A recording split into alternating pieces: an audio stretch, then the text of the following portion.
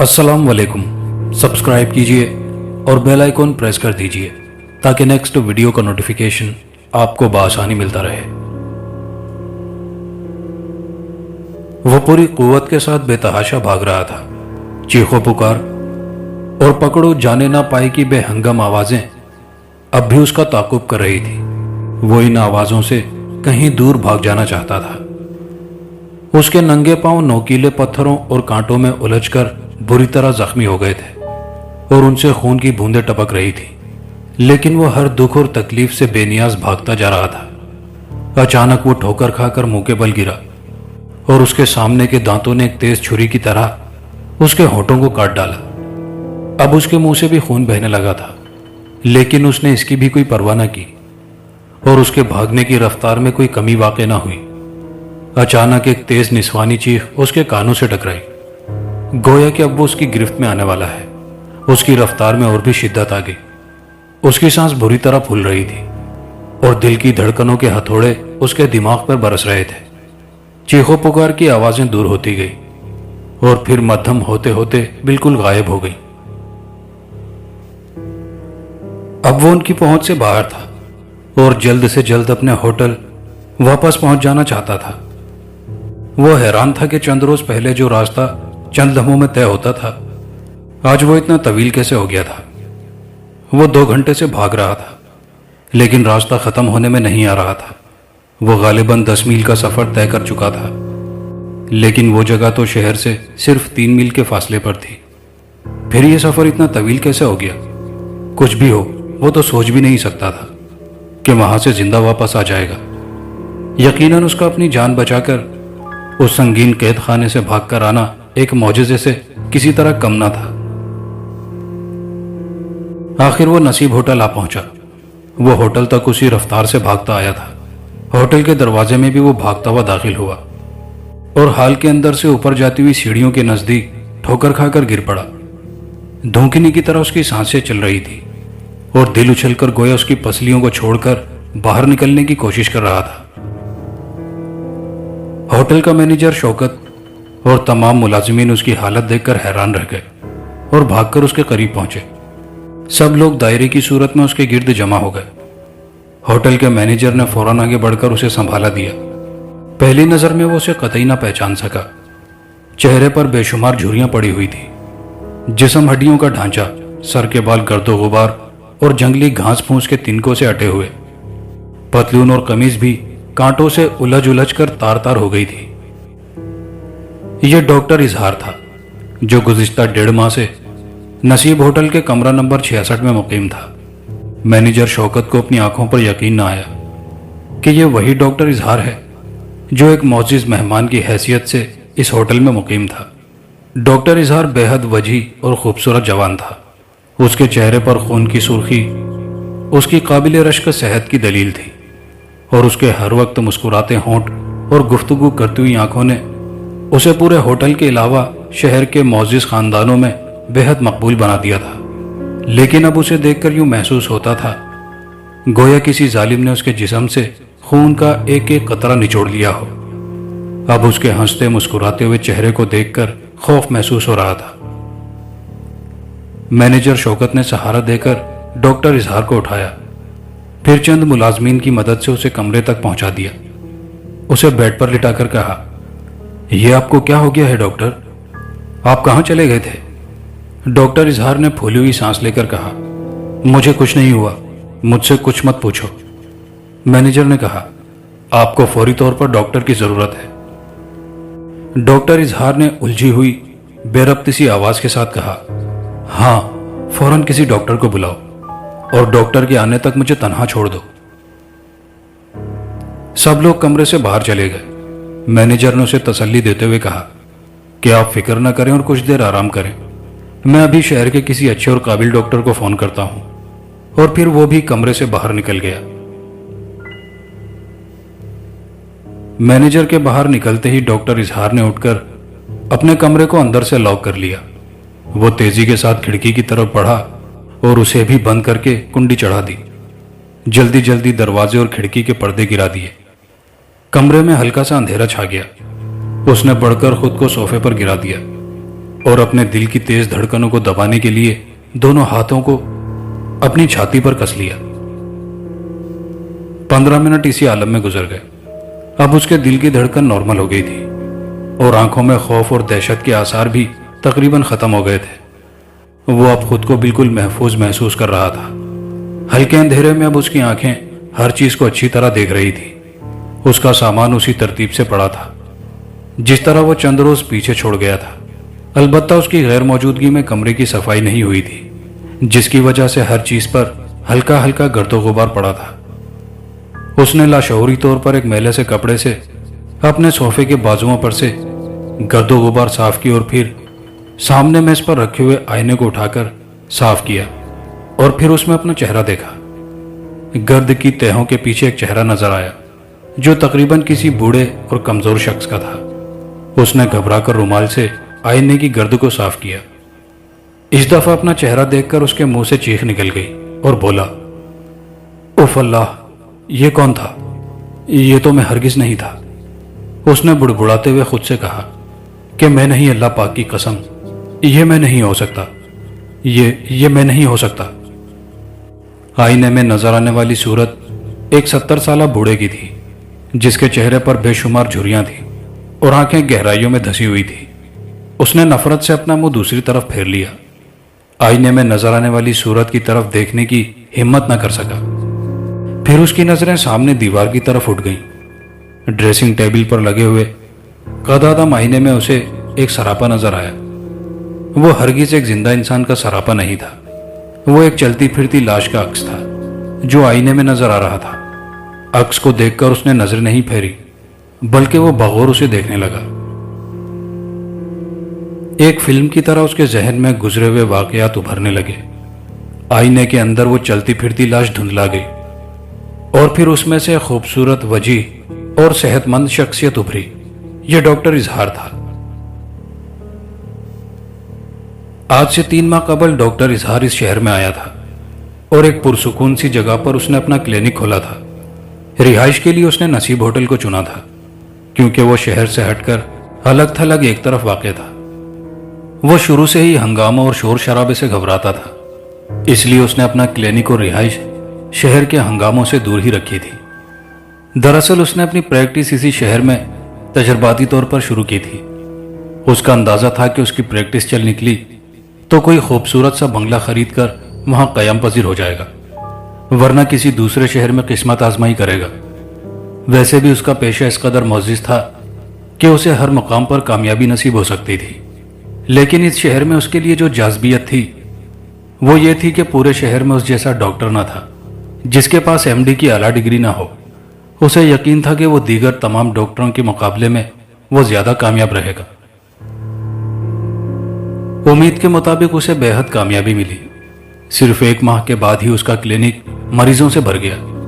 صبح سے شام تک اسے ایک لمحے کے لیے بھی فرصت نہیں ملتی تھی، لیکن حیرت کی بات یہ تھی کہ اس کے مریضوں میں اکثریت عورتوں کی تھی۔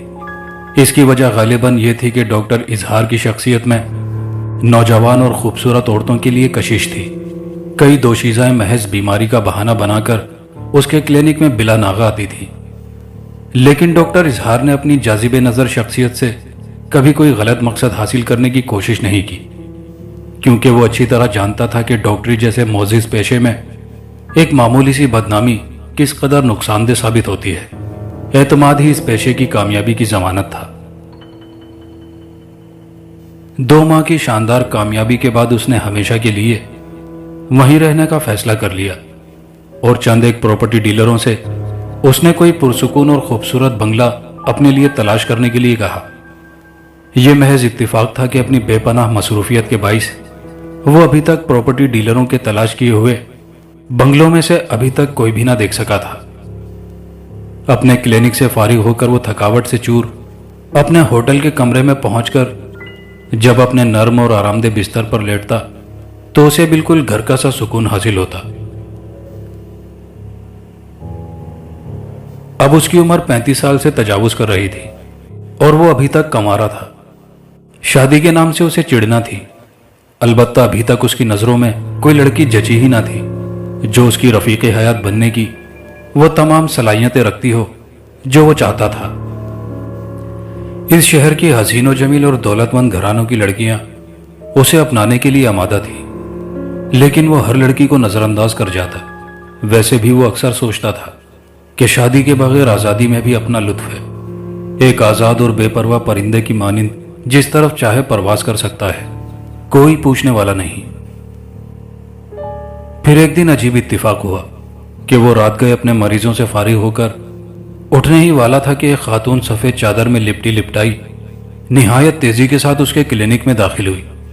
اس کا سارا جسم چادر میں چھپا ہوا تھا، صرف 2 آنکھیں اس سے باہر تھیں۔ اس نے آتے ہی نہایت التجا بھری آواز میں کہا، خدا کے لیے ڈاکٹر صاحب جلدی چلیے، میری مالکن موت و حیات کی کشمکش میں مبتلا ہے۔ ڈاکٹر اظہار نے جواب دیا کہ میں تو کلینک بند کر رہا ہوں۔ عورت نے کہا، آپ نہ گئے تو میری مالکن یقیناً مر جائے گی، خدا کے لیے ڈاکٹر صاحب۔ ڈاکٹر اظہار نے اس سے ذرا سختی سے کہا، میں آپ سے کہہ چکا ہوں محترمہ کہ اب میں بالکل تھک چکا ہوں، اس لیے کہیں نہیں جا سکتا۔ اس خاتون نے کہا کہ آپ کیسے ڈاکٹر ہیں؟ کہ آپ کو کسی کی زندگی کا کوئی احساس نہیں؟ پھر تھوڑی دیر کے بعد بولی، آپ فکر نہ کریں، آپ کو معقول فیس دی جائے گی اور پھر زیادہ دور بھی نہیں جانا۔ ڈاکٹر اظہار نے جواب دیا کہ آخر اس شہر میں اور بھی تو بہت سے ڈاکٹر ہیں، ان میں سے کسی کو لے جائیں۔ اپنے اصول کے خلاف ڈاکٹر اظہار کیوں اتنی بے رخی اختیار کر رہا تھا؟ اسے اس خاتون سے نہ جانے کیوں الجھن سی ہو رہی تھی۔ وہ ابھی کچھ اور کہنا ہی چاہتا تھا کہ وہ خاتون فوراً اس کے قدموں کی طرف جھکتے ہوئے بولی کہ میں آپ کے پاؤں پڑتی ہوں، میری مالکن کو بچا لیجیے، انہوں نے خاص طور پر صرف آپ ہی کو یاد فرمایا ہے۔ اس خاتون کی اس حرکت سے ڈاکٹر اظہار نے بڑی شرمندگی محسوس کی۔ ایک ڈاکٹر کی حیثیت سے کسی خاتون کے ساتھ سخت رویہ ہرگز اختیار نہیں کرنا چاہیے تھا، اور پھر اس کا پیشہ ہی ایسا تھا کہ رات کے کسی بھی حصے میں کسی بھی مریض کو دیکھنے کے لیے اسے بلایا جا سکتا تھا۔ اچھا ٹھہریے، میں چلتا ہوں، یہ کہہ کر ڈاکٹر اظہار نے اپنے ملازم کو دوائیوں کا بیگ تیار کرنے کا حکم دیا، اور خود اس نے اپنا سفید گاؤن پہن لیا جو تھوڑی دیر پہلے اس نے اتار کر کرسی کی پشت پر ٹکا دیا تھا۔ ملازم نے بیگ لا کر اسے دیا تو وہ سفید چادر میں لپٹی ہوئی خاتون کے پیچھے تیز تیز قدم اٹھاتا ہوا چل پڑا۔ کلینک کے دروازے کے پاس 2 سفید گھوڑوں والی ایک بگھی تیار کھڑی تھی۔ بگھی کی سیٹیں، پردے اور چھت سبھی سفید کپڑے کے تھے، اور اگلی سیٹ پر بیٹھا ہوا کوچوان بھی سفید وردی میں ملبوس تھا۔ ڈاکٹر اظہار سیٹ پر بیٹھ گیا اور سفید پوش خاتون اس کے سامنے والی سیٹ پر بیٹھ گئی۔ ان کے بیٹھتے ہی کوچوان نے اپنا چابک ہوا میں لہرایا اور گھوڑے ہوا سے باتیں کرنے لگے۔ شہر سے باہر نکل کر ڈاکٹر اظہار نے محسوس کیا کہ بگھی کی رفتار انتہائی تیز ہے اور وہ غالباً ہوا میں تیر رہی ہے۔ خاتون بالکل خاموش بیٹھی ہوئی تھی۔ بگھی کے اندر ایک عجیب ناگوار سا سکوت طاری تھا۔ ڈاکٹر اظہار خود کو بادلوں میں اڑتا ہوا محسوس کر رہا تھا۔ چند لمحوں کے بعد اچانک بگھی ایک جھٹکے کے ساتھ رکی۔ اس کے سامنے ایک پرانی اور ویران قلعہ نما غار تھی۔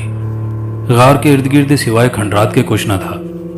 دور دور تک انسانی آبادی کا کوئی نام و نشان نظر نہ آتا تھا۔ چاروں طرف ایک گہرا سناٹا چھایا ہوا تھا۔ ڈاکٹر اظہار کو اپنے جسم کے اندر خوف کی ایک سرد لہر دوڑتی ہوئی محسوس ہوئی۔ اس نے سوچا کہ اتنے ویرانے اور ایسے کھنڈرات میں کوئی کیسے رہ سکتا ہے۔ وہ انہی خیالوں میں گم تھا کہ خاتون بگھی سے اتری اور ڈاکٹر اظہار کو اپنے پیچھے آنے کا اشارہ کیا۔ وہ ایک انجانی کشش کے زیر اثر خاتون کے پیچھے چلنے لگا۔ کئی ایک ٹوٹے ہوئے برآمدوں کو عبور کر کے وہ سیڑھیاں چڑھتے گئے۔ اوپر پہنچ کر خاتون نے کمرے کا دروازہ کھولا۔ یہ ایک وسیع و عریض حال نما کمرہ تھا۔ ڈاکٹر اظہار کی آنکھیں کھلی کی کھلی رہ گئیں۔ حال نما کمرہ انتہائی قیمتی سامان سے آراستہ تھا۔ دیواروں پر بڑی بڑی تصاویر، ایک طرف لمبی سی کھانے والی میز جس کے گرد سنہری رنگ کی قیمتی کرسیاں لگی ہوئی تھیں۔ حال کے وسط میں قیمتی قالین بچھا ہوا تھا۔ چھت کے ساتھ بڑے بڑے فانوس لٹک رہے تھے جن میں شمع روشن تھی۔ ایسے کھنڈرات میں اتنا خوبصورت کمرہ دیکھ کر کچھ حیرت ہوئی۔ اس کی محویت کا عالم اس وقت ٹوٹا جب اس کے کانوں سے اس سفید پوش خاتون کی آواز ٹکرائی، میری مالکن اپنے سونے والے کمرے میں آپ کی منتظر ہیں۔ اور پھر میں فوراً خاتون کے اشارے سے کمرے میں داخل ہو گیا۔ ایک کشادہ اور انتہائی خوبصورت مسہری پر ایک عورت دراز تھی۔ اس کا پورا جسم ایک سفید چادر سے ڈھکا ہوا تھا۔ وہ اس کے قریب جا کھڑا ہوا۔ کمرے میں مکمل خاموشی تھی، جس میں ڈاکٹر اظہار کو اپنے دل کی دھڑکن صاف سنائی دے رہی تھی۔ آ گئے آپ ڈاکٹر صاحب؟ چادر سے ایک لرزتی آواز سنائی دی۔ آپ نے آ کر بہت اچھا کیا، آپ نہ آتے تو میں مر گئی ہوتی۔ پھر ایک ہاتھ چادر سے باہر نکلا۔ وہ انتہائی بھدا اور مکروہ ہاتھ تھا۔ سیاہ رنگ جلد پر بے شمار جھریاں پڑی ہوئی تھی۔ وہ ہرگز جاندار انسان کا ہاتھ نہیں تھا۔ وہ تو شاید کسی ایسے انسان کا ہاتھ تھا جو عرصہ پہلے مر چکا ہو۔ ڈاکٹر اظہار خوفزدہ ہو کر 2 قدم پیچھے ہٹ گیا۔ پیچھے سے اسی خاتون کی آواز آئی جو اسے اپنے ساتھ لائی تھی۔ میری مالکن کا معائنہ کیجیے ڈاکٹر صاحب۔ ڈاکٹر اظہار ہمت کر کے پھر مسیری کے قریب پہنچا۔ اس وقت مریضہ نے کروٹ لی اور چادر کا پلو اپنے چہرے سے ہٹا دیا۔ ڈاکٹر کے منہ سے ایک چیخ نکل گئی۔ ایک 90 سالہ مکروہ صورت بڑھیا تھی۔ اس کے چہرے کی تمام ہڈیاں نظر آ رہی تھی اور آنکھیں گہرائیوں میں گم ہو چکی تھیں۔ ڈاکٹر اظہار نے اتنی بھیانک شکل آج تک نہ دیکھی تھی۔ میں مر رہی ہوں ڈاکٹر صاحب، مجھے مرتے وقت بہت اذیت محسوس ہو رہی ہے، میری اس تکلیف کو دور کر دو ڈاکٹر۔ اس وقت اس مریضہ کے منہ سے الفاظ جیسے پھسل پھسل کر باہر آ رہے تھے۔ ڈاکٹر اظہار نے جلدی سے اپنے بیگ سے گولیاں نکالی اور آگے بڑھ کر میز پر رکھے ہوئے جگ میں سے پانی کا ایک گلاس بھرا اور مریضہ کے منہ میں پہلے گولیاں ڈالی، پھر پانی کا گلاس منہ سے لگا دیا۔ گولیاں کھلانے کے بعد ڈاکٹر اظہار نے ساتھ لانے والی خاتون سے مخاطب ہو کے کہا کہ مجھے افسوس ہے، ان کا آخری وقت آن پہنچا ہے۔ اب دنیا کی کوئی دوا انہیں زندگی نہیں دے سکتی۔ میں نے دوا کھلا دی ہے جس سے مرتے وقت انہیں وہ شدید تکلیف نہ ہوگی جس میں وہ اب تک مبتلا تھی۔ مریضہ کی آواز آئی کہ ڈاکٹر صاحب، آپ کی دوا کھانے سے میری تکلیف کم ہو گئی ہے، میں آپ کی شکر گزار ہوں۔ مجھے اپنا ہاتھ دیں تاکہ اظہار تشکر کے طور پر میں اسے بوسہ دے سکوں۔ پھر اس کے 2 بوڑھے اور مکروہ ہاتھ چادر سے باہر آئے۔ ڈاکٹر اظہار ہرگز اپنا ہاتھ ان مردہ ہاتھوں میں نہیں دینا چاہتا تھا، لیکن نہ جانے کیوں وہ قریب المرگ بڑھیا کی خواہش کو رد نہ کر سکا۔ اس نے اپنا ہاتھ اس کی طرف بڑھا دیا۔ بڑھیا نے لپک کر وہ ہاتھ اپنے ہاتھوں میں لے لیا۔ ڈاکٹر اظہار نے محسوس کیا کہ اس کا ہاتھ پکڑ کر بڑھیا میں ایک انجانی سی قوت آ گئی ہے اور اس کی گہرائیوں میں ڈوبی ہوئی آنکھوں میں ایک چمک پیدا ہوئی ہے۔ اس نے ڈاکٹر اظہار کا ہاتھ اپنے منہ کے قریب لے جا کر اسے بھرپور بوسہ دیا اور پھر ہاتھ کو چھوڑ دیا۔ بڑھیا بولی، ڈاکٹر، آپ نے مجھ پر بہت بڑا احسان کیا ہے۔ میری خواہش ہے کہ آج رات آپ یہیں قیام کریں، کیونکہ میں نہیں چاہتی کہ میری موت سے پہلے ہی آپ چلے جائیں۔ ڈاکٹر اظہار کسی قیمت پر بھی اس دہشتناک ماحول میں رات گزارنا نہیں چاہتا تھا۔ وہ مریضہ کو چھوڑ کر کمرے سے باہر آ گیا اور حال کمرے سے ہو کر جو ہی دروازے کی طرف بڑھا تو اسے ساتھ لانے والی خاتون نے آگے بڑھ کر اسے روک لیا اور کہا کہ آپ میری مالکن کی خواہش کو ٹھکرا کر یہاں سے نہیں جا سکتے۔ اب آپ کو آج رات یہیں ٹھہرنا ہوگا، لیکن میں اس جگہ۔ ڈاکٹر اظہار ہکلانے لگا۔ خاتون نے کہا کہ آپ کو اس کی معقول فیس ادا کی جائے گی۔ یہ کہہ کر اس نے مٹھی بھر سکے ڈاکٹر اظہار کے ہاتھ میں تھما دیے۔ ڈاکٹر اظہار نے سکوں کو دیکھا تو مارے حیرت کے اس کی آنکھیں کھلی کی کھلی رہ گئیں۔ وہ خالی سونے کے سکے تھے جو غالباً بہت پرانے دور سے تعلق رکھتے تھے۔ اتنے میں اس خاتون کی آواز آئی کہ آئیے ڈاکٹر صاحب، آپ کو آپ کا کمرہ دکھا دوں۔ اس خاتون نے ابھی تک اپنے چہرے سے چادر نہیں ہٹائی تھی۔ وہ ایک سفید چادر میں لپٹی ہوئی ایک روح معلوم ہوتی تھی۔ ڈاکٹر اظہار وہاں ٹھہرنا نہیں چاہتا تھا۔ اسے احساس ہو گیا تھا کہ وہ پراسرار لوگوں میں گھر چکا ہے۔ اس نے چاروں طرف نظر دوڑائی، لیکن حال کمرے میں سے باہر جانے کا کوئی دوسرا راستہ نظر نہ آیا۔ وہ چپ چاپ ایک پراسرار قوت کے تحت اس خاتون کے پیچھے چلنے لگا۔ اسے ایک چھوٹے سے خوبصورت بیڈ روم میں پہنچا دیا گیا تھا جس میں ہر چیز 2 صدی پرانے دور سے تعلق رکھتی تھی۔ جو ہی وہ کمرے میں داخل ہوا تو دروازہ خود بخود بند ہو گیا۔ اس نے فوراً ہی دروازے کو کھولنا چاہا تو اسے علم ہوا کہ دروازے کو باہر سے تالا لگا دیا گیا ہے، گویا وہ اب اس کمرے میں قید ہو چکا تھا۔ اس نے دروازے کو زور زور سے پیٹا، شور مچایا اور باہر نکلنے کی کوشش کی، لیکن کسی نے اس کی آواز پر کان نہ دھرا۔ رات بھر اس ہولناک ماحول میں اسے ایک پل کے لیے بھی نیند نہ آ سکی تھی۔ اسے اپنے بائیں ہاتھ کی پشت پر جلن کا احساس ہوا، اور پھر وہ جلن بڑھتے بڑھتے کافی تکلیف دہ ہو گئی۔ ایسا لگتا تھا کہ کوئی دہکتا ہوا انگارہ اس کے ہاتھ کی پشت پر رکھ دیا گیا ہو۔ پھر صبح ہوئی تو سورج کی پہلی کرن کے ساتھ ہی تکلیف بھی ختم ہو گئی۔ ہاتھ کی پشت پر سرخ رنگ کا ایک ننھا سا دھبا تھا۔ کمرے میں ملحقہ غسل خانے میں اس نے جو ہی ہاتھ پر پانی ڈالا تو وہ دھبا فوراً ہی ختم ہو گیا۔ چاروں ناچار اس نے غسل کیا اور کمرے میں ایک آرام دہ کرسی پر دراز ہو کر اس نے آنکھیں بند کر لی۔ وہ اپنے جسم میں بے حد کمزوری محسوس کر رہا تھا۔ غالباً رات بھر جاگنے سے اس کے جسم کا ہر بند دکھ رہا تھا۔ دروازے کے باہر کسی کے قدموں کی آہٹ محسوس ہوئی۔ پھر کسی نے تالا کھولا اور ایک ٹرے اندر کی طرف سرکائی گئی۔ ڈاکٹر اظہار نے قیدیوں کی طرح اٹھ کر ٹرے پکڑ لی۔ ٹرے پر ایک بڑی سی پلیٹ میں بھنا ہوا گوشت اور 2 روٹیاں، ایک پیالے میں شوربہ تھا، گویا یہ اس کے لیے ناشتہ تھا۔ اس نے اٹھا کر سارا پیالہ منہ سے لگا لیا اور سارا شوربہ بھی پی لیا۔ بھنے ہوئے گوشت کی ایک بوٹی کھائی۔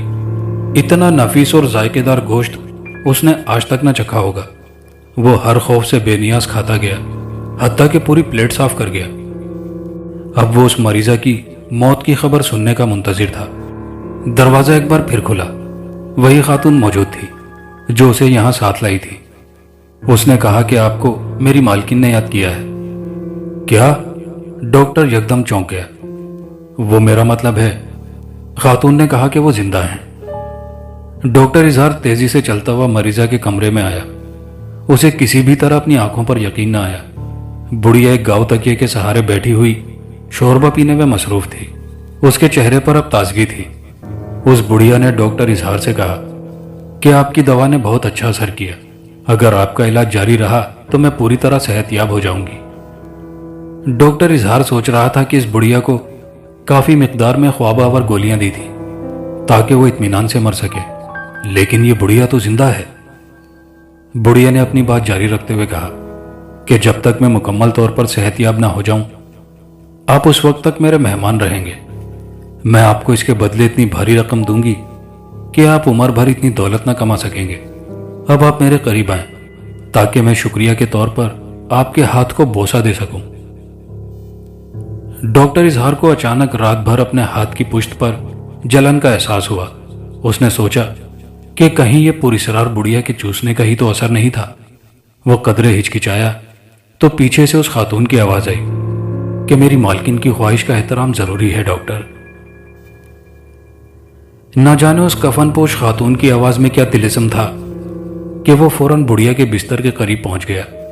بڑھیا نے نہایت اشتیاق اور بے صبری کے ساتھ ڈاکٹر اظہار کا ہاتھ تھاما اور اس کی پشت پر اپنے ہونٹ جما دیے۔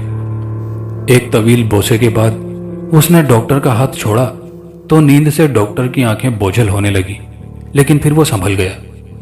اس نے پھر بڑھیا کو کوئی ایسی دوا دینی چاہی جو اس کی موت کا پیغام ثابت ہو، مگر اس کے پیچھے کھڑی ہوئی کفن پوش خاتون بولی، دوا بدلنے کی ضرورت نہیں، میری مالکن کو وہی دوا دیجیے جو رات کو دی گئی تھی۔ ڈاکٹر اظہار کا ہاتھ وہیں رک گیا۔ کفن پوش خاتون نے آگے بڑھ کر خواب آور گولیوں کی شیشی اٹھائی اور چند گولیاں نکال کر بڑھیا کے منہ میں ڈال کر پانی پلا دیا۔ پھر ڈاکٹر اظہار سے کہا کہ اب آپ کو میری مالکن کی خواہش کے مطابق اس وقت تک یہاں رہنا ہوگا جب تک وہ مکمل طور پر صحت یاب نہ ہو جائے۔ ڈاکٹر اظہار نے کہا کہ گویا یہ میرے لیے حکم ہے۔ خاتون نے جواب دیا کہ ہاں، آپ کو یہ حکم ماننا ہی پڑے گا، اور سخت لہجے میں کہا کہ آپ ہماری مرضی کے خلاف کہیں نہیں جا سکتے جب تک کہ میری مالکن صحت یاب نہیں ہو جاتی۔ آپ ہمارے یہاں رہنے پر مجبور ہوں گے۔ اس کے بعد ڈاکٹر اظہار کی بھی کوئی بات نہیں سنی گئی اور ایک غیر مرئی قوت نے اسے دھکیل کر اس کمرے تک لے گئی۔ دروازے کو بند کر کے پھر سے باہر سے تالا لگا دیا گیا تھا۔ ڈاکٹر اظہار کمرے میں چیخو پکار کرتا رہا، لیکن بے سود۔ پھر اسے اپنے ہاتھ کی پشت پر جلن محسوس ہوئی اور پھر جلن بڑھتی جا رہی تھی۔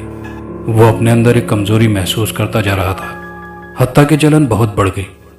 تو اس نے اپنے بیگ سے اسپرٹ نکال کر ہاتھ کی پشت پر لگایا تو شدت تکلیف سے اس کی چیخ اس کے حلق سے نکل گئی۔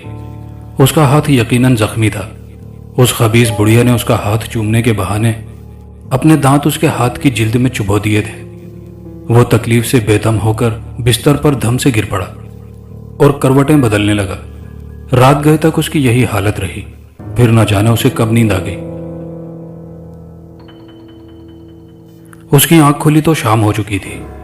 دروازے پر دستک ہوئی اور وہی شوربہ اور بھنا ہوا گوشت اس کے پاس پہنچ گیا۔ اس نے اپنی کمزوری دور کرنے کے لیے شوربے کا پیالہ پیا اور گوشت کی پلیٹ کو بھی صاف کر دیا۔ وہ حیران تھا کہ اپنی مجبوریوں اور تکلیفوں کو بھول کر وہ کیوں ایک بھوکے گدھ کی طرح شوربے اور گوشت پر ٹوٹ پڑتا ہے۔ رات کے دوسرے پہر اسے پھر مالکن کے کمرے میں پہنچا دیا گیا۔ وہ یہ دیکھ کر اچھل پڑا کہ وہ پراسرار بڑھیا کسی طرح بھی بوڑھی نظر نہ آئی، بلکہ اس کے جسم پر گوشت اور رگوں میں خون دوڑ رہا تھا۔ چہرے کی جھریاں بہت کم ہو گئی تھی اور آنکھیں گہرائیوں سے باہر نکل آئی تھیں۔ بڑھیا نے ایک بار پھر ڈاکٹر اظہار کا ہاتھ چومنے کی کوشش کی، مگر ڈاکٹر اپنا ہاتھ اب ہرگز اس کے ہاتھ میں نہیں دینا چاہتا تھا۔ وہ پیچھے کی طرف ہٹا تو سفید پوش خاتون نے اس کو کندھوں سے پکڑ لیا۔ اس نے محسوس کیا کہ خاتون کے دونوں ہاتھ دھکیلتے ہوئے بڑھیا کے ہاتھوں کے قریب سے آئے اور بڑھیا نے اپنے ہونٹ بڑی بے صبری کے ساتھ ڈاکٹر کے ہاتھ کی پشت پر جما دیے۔ ہونٹوں کے مس ہوتے ہی ڈاکٹر پر ایک غشی سی طاری ہو گئی اور اس نے محسوس کیا کہ اس کے جسم کا خون کسی دوسرے جسم میں منتقل ہو رہا ہے۔ اس پر بے ہوشی طاری ہو گئی اور وہ لڑکھڑا کر وہیں گر پڑا۔ پھر ہر رات یہی عمل دہرایا جانے لگا۔ اس کھیل میں فرق یہ تھا کہ ڈاکٹر اظہار کو بڑھیا کے کمرے میں جانے کی زحمت نہیں دی جاتی تھی، بلکہ رات کو سونے سے پہلے شوربے کے پیالے میں بے ہوشی کی دوا سے پلا دی جاتی اور رات کے درمیانی حصے میں وہ بدرو بڑھیا اس کے کمرے میں آ کر اس کی ہاتھ کی پشت کا ایک طویل بوسہ لے جاتی۔ صبح جب ڈاکٹر اظہار اٹھتا تو اسے اپنے ہاتھوں کی پشت پر جلن محسوس ہوتی اور ایک سرخ رنگ کا چھوٹا سا دھبا اسے اپنے ہاتھ پر نظر آتا۔ وہ ہر صبح اپنے اندر پہلے کی نسبت زیادہ کمزوری محسوس کرتا اور پھر ایک روز اس نے اپنا دوائیوں کا بیگ کھولا تو ایک چھوٹا سا آئینہ نکالا۔ اس نے اس آئینے میں اپنی شکل دیکھی تو ایک فلک شگاف چیخ اس کے منہ سے نکل کر کمرے میں گونج گئی۔ وہ خود کو پہچان نہ سکا۔ وہ کسی بھی طرح 80-90 سال سے کم عمر کا نہ لگتا تھا۔ چہرے پر بے شمار جھریاں، آنکھیں اندر کو دھسی ہوئی، رخساروں کی ہڈیاں باہر کو نکلی ہوئی تھی اور گڑے پڑے ہوئے۔ اسے اپنی ہی صورت سے خوف آنے لگا اور پوری قوت سے چلایا کہ مجھے جانے دو۔ اچانک دروازہ کھلا۔ ایک نہایت حسین و جمیل دوشیزہ اس کے سامنے کھڑی تھی۔ سرخ و سفید رنگت، چہرے کے نقوش تیکھے، بڑی بڑی سحر انگیز آنکھیں اور چاند کی طرح چمکتا ہوا جسم۔ ڈاکٹر اظہار نے آج تک اتنی خوبصورت عورت نہیں دیکھی تھی۔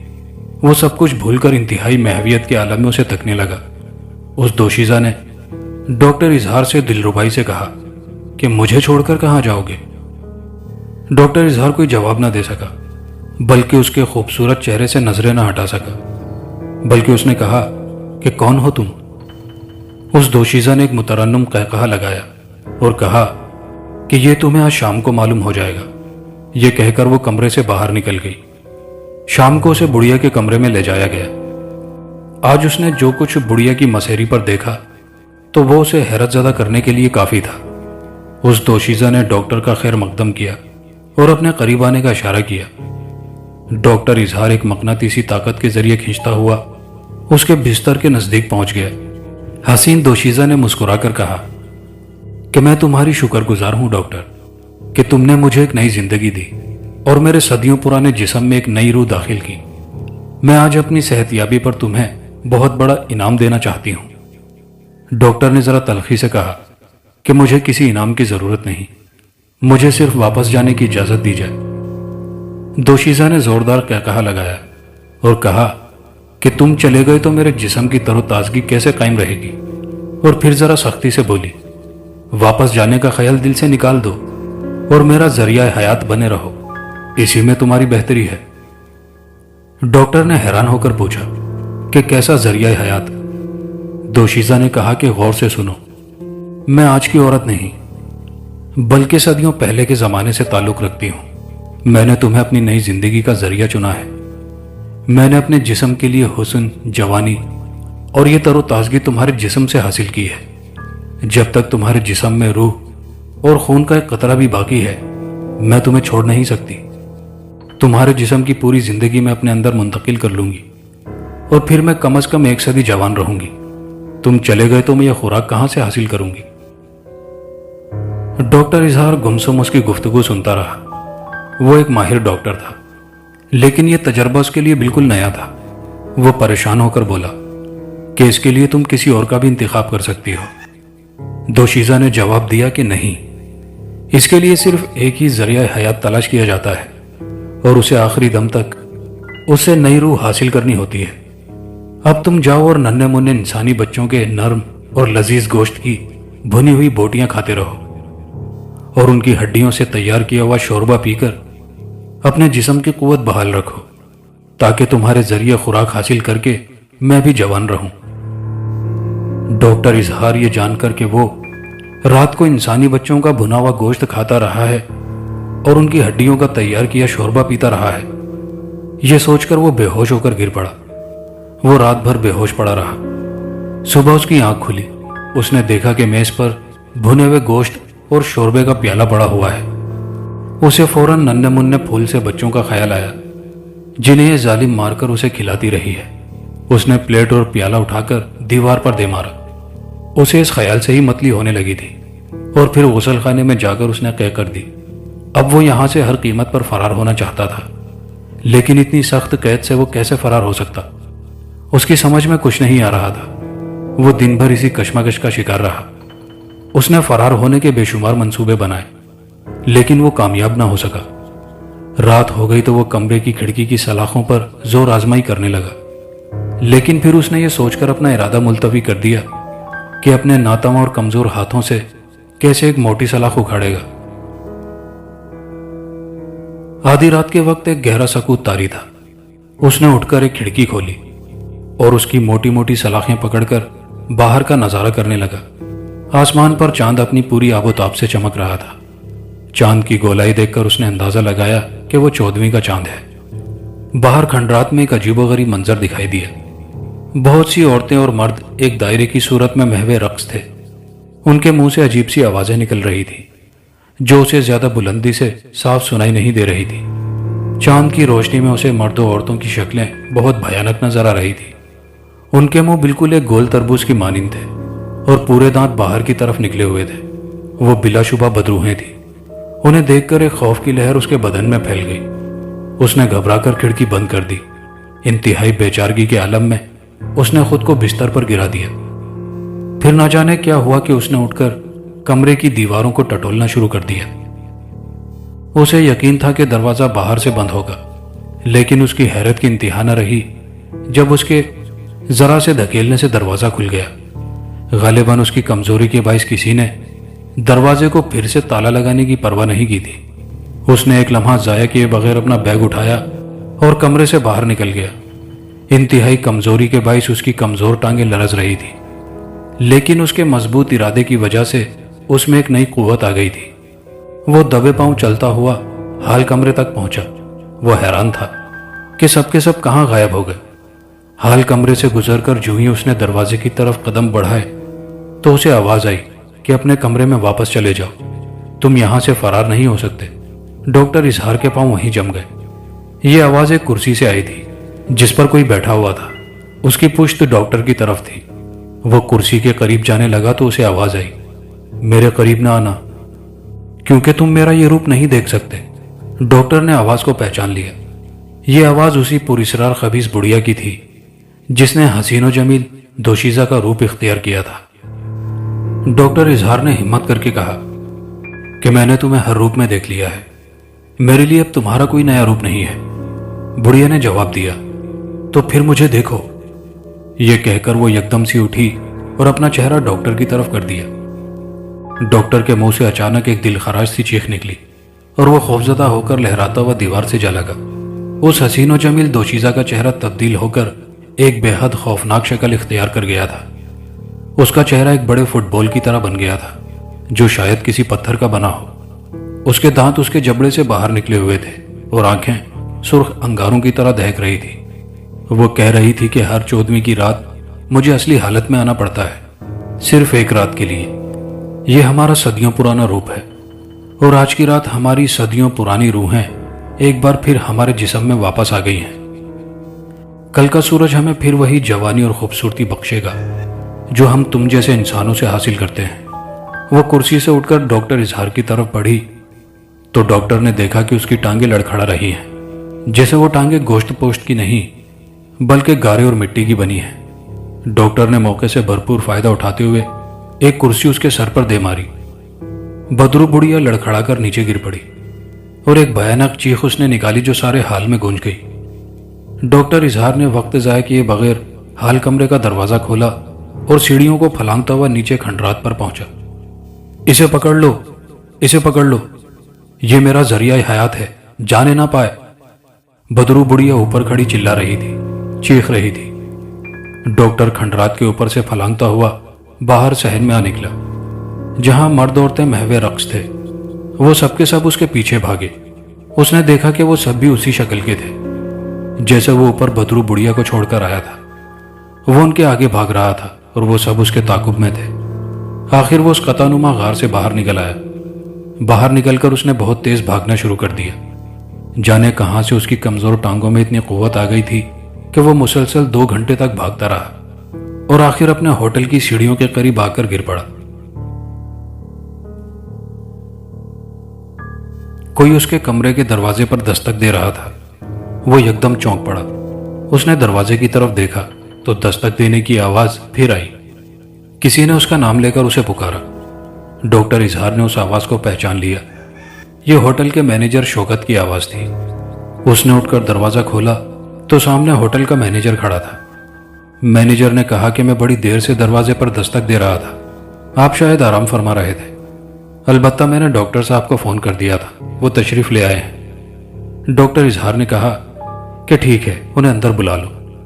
مینیجر شوکت پیچھے مڑا اور بولا، تشریف لے آئیے ڈاکٹر صاحب۔ اور ایک ڈاکٹر جس نے اوور کوٹ پہنا ہوا تھا، سر پر ہیٹ رکھے اور ہاتھوں میں دوائیوں کا بیگ اٹھائے اندر داخل ہوا۔ اس کے اوور کوٹ کے کالر کھڑے ہوئے تھے جس سے اس کا آدھا چہرہ چھپا ہوا تھا۔ دوائیوں کا بیگ میز پر رکھ کر اس نے ہیٹ کو ذرا اوپر اٹھایا اور ڈاکٹر اظہار کی طرف دیکھا۔ اس کی شکل دیکھتے ہی ڈاکٹر کے منہ سے ایک دلخراش چیخ نکلی اور پھر وہ دھم سے بستر پر گرتے ہوئے چلایا کہ نہیں، یہ ڈاکٹر نہیں ہے، یہ تو وہی خبیث بڑھیا ہے، مجھے اس سے بچاؤ، خدا کے لیے مجھے اس سے بچاؤ۔ آنے والے ڈاکٹر نے کہا کہ پاگل پن کا دورہ پڑا ہے، ان کا علاج میں انہیں اپنے کلینک میں لے جا کر سکتا ہوں کیونکہ ان کا ذہن کسی وجہ سے مفلوج ہو چکا ہے۔ ڈاکٹر اظہار نے کہا، نہیں نہیں، میں شخص کے ہمراہ ہرگز نہ جاؤں گا، یہ وہی خبیث بڑھیا ہے۔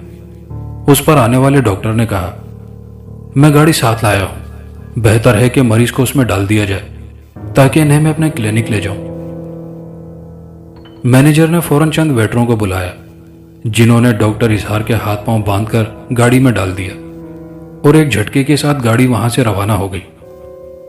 ڈاکٹر اظہار کی چیخو پکار دیر تک فضا میں گونجتی رہی۔ پاگل پن کا واقعہ بہت شدید تھا، مینیجر شوکت نے ہاتھ ملتے ہوئے کہا، لیکن وہ بھی آ کر اپنے دفتر میں بیٹھا ہوا تھا کہ کسی نے دفتر کے دروازے پر دستک دی۔ مینیجر نے آنے والے کو اندر بلا لیا۔ آنے والے نے پوچھا کہ آپ میں سے ہوٹل کا مینیجر کون ہے؟ مینیجر شوکت نے نظر اٹھا کر دیکھا، اس کے سامنے دوائیوں کا بیگ تھامے ایک شخص کھڑا تھا۔ مینیجر شوکت نے جواب دیا کہ جی ہاں، میں ہی ہوٹل کا مینیجر ہوں، فرمائیے۔ آنے والے شخص نے جواب دیا کہ آپ نے تھوڑی دیر پہلے ایک بے حد ضروری مریض کے لیے مجھے فون کیا تھا۔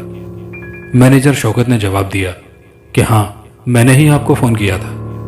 آنے والا شخص بولا کہ میرا نام ڈاکٹر محمود ہے، آپ کا فون ملتے ہی میں فوراً ہی چلا آیا، کہاں ہے مریض؟ مینیجر شوکت کا منہ حیرت سے کھلے کا کھلا رہ گیا اور وہ بولا کہ اگر آپ ڈاکٹر محمود ہیں تو پھر وہ کون تھا؟ مینیجر شوکت کے چہرے پر پسینے کے قطرے نمودار ہو گئے اور پھر اس کا جسم پسینے سے تر ہو گیا۔ اسے بہت دور سے ڈاکٹر کی کربناک موت کی چیخیں سنائی دے رہی تھی مگر وہ بے بس تھا، کچھ نہ کر سکتا تھا۔ کہانی اچھی لگی ہو تو ویڈیو کو دوستوں کے ساتھ ضرور لائک شیئر کیجیے گا، کمنٹ باکس میں اپنی قیمتی رائے کا اظہار کیجیے گا، اور چینل پر نئے آنے والے دوستوں سے گزارش ہے کہ چینل کو لازمی سبسکرائب کر لیجیے۔ شکریہ۔